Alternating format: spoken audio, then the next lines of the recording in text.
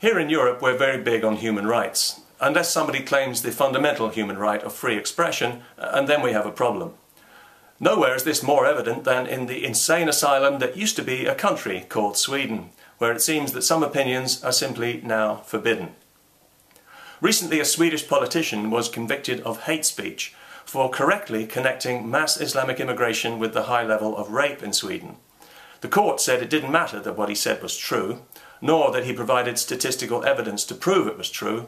It was enough that it caused potential offence to Muslim immigrants, which is a crime in Sweden, as it is in several European countries whose politicians despise their own people. Swedish politicians are especially afraid of opinions that rock the boat because they've allowed their boat to become so unstable.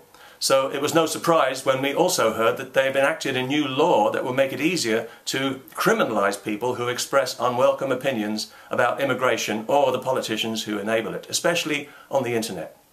They're keen to crack down on the internet because they know it can give people access to information that they and their bought and paid for media would rather conceal. The problem they don't want anyone discussing is not immigration, but mass Islamic immigration.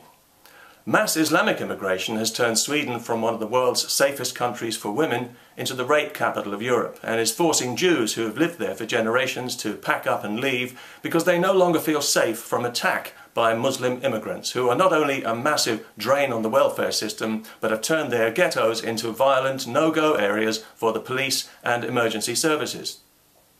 Everybody in Sweden knows this is happening, but they pretend it isn't because they're so terrified of being called Islamophobes and racists, and with good reason. We've seen what happens to people in Sweden who won't embrace the official multiculti lie.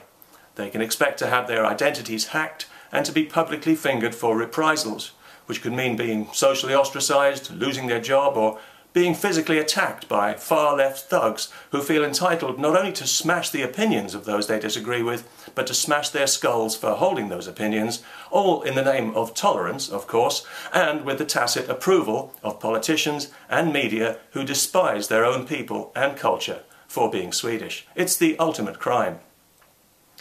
Of all the self-hating countries in Europe, Sweden has taken political correctness to a level of sheer lunacy that even the Dutch would find hard to match. And they enforce it with a Puritan rigour that's beyond foolish and beyond stupid. It's actually insane.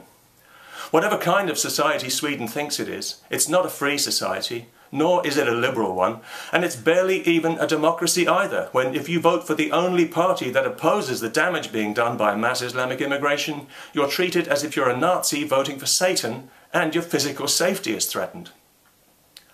When people are afraid of the truth, they've got nowhere to turn. All they have at their disposal is censorship and denial. And Swedish politicians are so deep in denial, you can only feel pity for them. Because you know that in some dark chamber of their subconscious, these wretched people know what a terrible thing they're doing, and they know that history is going to revile them and their entire generation for it. But they just can't face up to it. Psychologically, they are simply not big enough as people to acknowledge, let alone confront, the enormity of their mistake. They've backed themselves into an ideological corner where their only option now is to double down on the insanity and brazen it out until the bitter end, while criminalising anyone who draws attention to it. Whatever social upheaval it may cause, and whatever the cost to Sweden's women, mass Islamic immigration must continue. Any restriction would be an admission that there's a problem, and that would fatally undermine everything they're so desperately pretending to believe in, which is why they're playing hardball, and if you say there's a problem, you'll be treated as a criminal, which means that there are now two problems. One, the Swedish people have an aggressive social cancer growing in their midst, and two, they're not allowed to talk about it. Doesn't the future look rosy?